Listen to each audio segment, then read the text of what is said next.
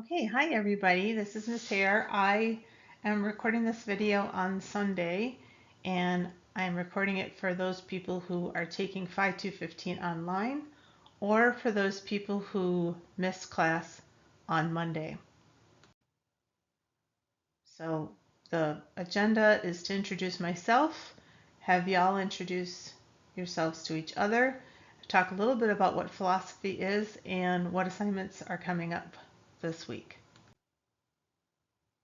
So I graduated from the University of Wisconsin at Madison in 1993 with a master's in philosophy. I've been teaching in the North Carolina college system since 2012. I have two adult sons, one adult cat. I taught myself how to do mosaics in about 2009, and I have a website on Instagram called GSO Glassworks. And I also podcast with my son on the World of Horror podcast, which is a podcast where we look at international horror movies. In class, we're just going to do a little icebreaker. And the next couple of slides follow Thomas Metcalfe's essay on 1,000 word philosophy. So for this class, there is no required textbook. I'm going to try to draw as much as I can from that website and from other websites. And the nice thing about 1,000 word philosophy is a lot of the essays have audio versions, and they're trying to create video versions also.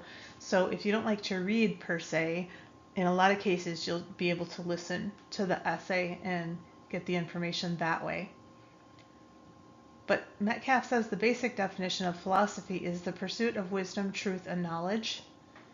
And he points out that philosophers consider questions that are broader and or more fundamental than other inquirers' questions. So some examples, a physicist might ask what caused some event, whereas a philosopher would ask, does causation itself exist?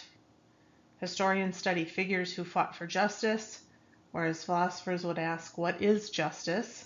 Or were their causes actually just? Economists study the allocation of capital, whereas philosophers ask, is capitalism moral?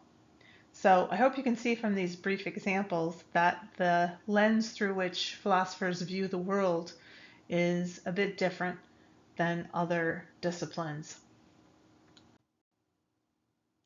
The main method that philosophers use is constructing and evaluating arguments.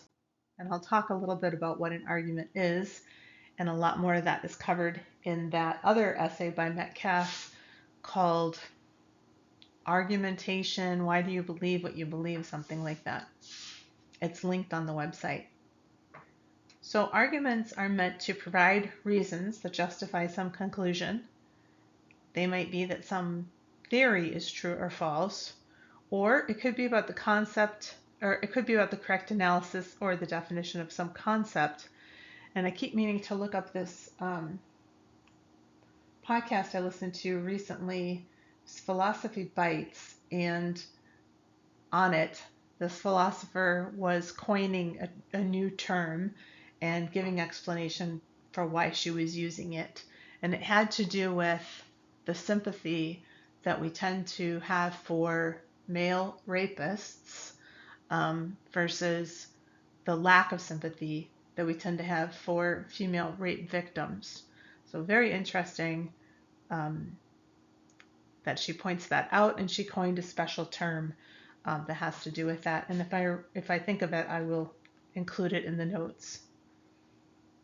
Generally, these arguments are conceptual rather than having to do with something that you can experience in the physical world. So as you see, there's a little bit of Latin there, a priori, but don't get freaked out if you don't know Latin. That's okay. It means non-empirical. If you don't know what that means, that's also okay. This just means a priori, prior. The a is meaning before experience or outside of experience.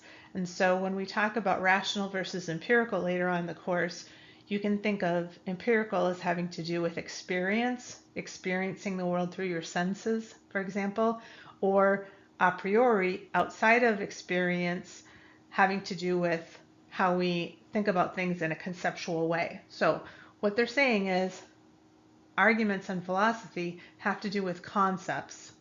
Now, they do often draw on scientific knowledge in the premises, but often we're dealing with concepts rather than things that are experienced or proven in the physical world. So I'm going to talk about what these terms mean, looking at this argument. So argument here is not a shouting match. An argument is a set of statements which are offered as evidence for a conclusion. So the conclusion is what the person is trying to prove. So in this case, Sebastian is a mammal. That's what somebody's trying to prove. And you might say, why would you say such a thing? And then what's offered in the yellow are the premises. All horses are mammals, and Sebastian happens to be a horse. That's why, take it from me, Sebastian is a mammal. So what they're trying to prove here is Sebastian is a mammal, and what is offered in the argument are the premises. All horses are mammals, and Sebastian is a horse. He also points out that there are four main branches in philosophy. So there's logic, metaphysics, epistemology, and values. Now you probably have a pretty good handle on what logic and values mean. If you took ethics with me, we took a whole semester and talked about value theory.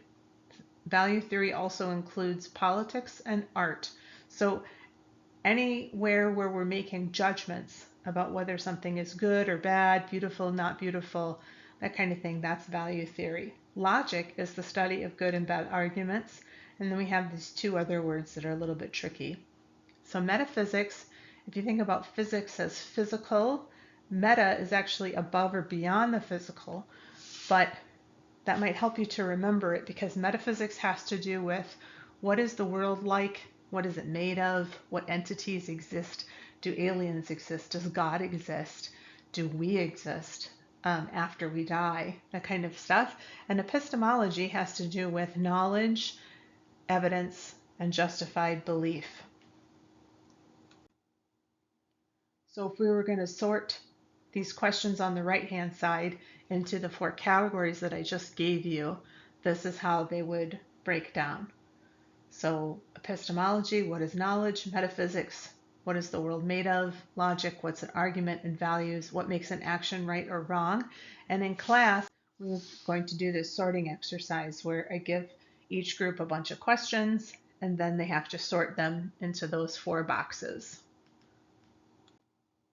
So I color-coded them for you on the slides just to give you an indication of what we're doing.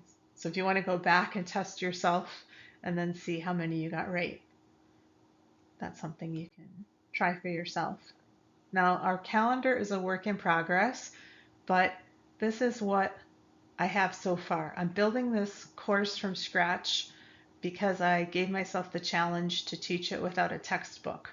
So, but these are the broad subjects that I'm thinking of for this semester, and you'll notice that some weeks are missing. Those are the weeks that you're going to be working on your 3 main projects, and I'll tell you a lot more about that later. So you don't have your first project done. I call it a demonstration of knowledge. You don't have that due until September 11th. So it's coming up, but it's not here yet, and I'll give you plenty of time and explanation about what that's going to be. But you're going to have 3 of those, and then you're also going to have 3 tests.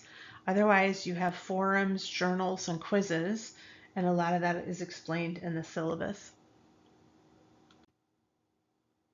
Metcalfe finishes his essay by asking, what is the point of philosophy? Why are we even doing this? And to me, I love a lot of these answers, but for me, the key one is the last one, to learn how to better think and reason.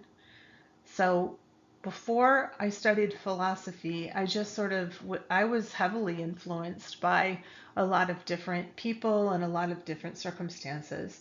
And after I took philosophy in my 20s, my thinking really developed and deepened and changed. And I would say philosophy changed my life because it did teach me how to think better and to reason and not take things at face value. And that's what I hope for all of us this semester too. Those are some other answers that have been provided. And in terms of where we're going, I'll make a separate video for the forum. You can read the instructions for yourself, but in case you want a video explanation, I'll provide that. So for next week, you have a forum and you have a quiz, and the quiz is on the class documents and the essays, and the forum is an icebreaker forum. And I think it's most people generally like it. So initial posts will be due on Friday, and then the responses and the quiz will be due on Monday, but I'll do a separate video for that. So I'm just a little bit over 10 minutes, so I'm going to stop. I hope that was helpful. Get in touch, let me know. I'll talk to you soon. Bye.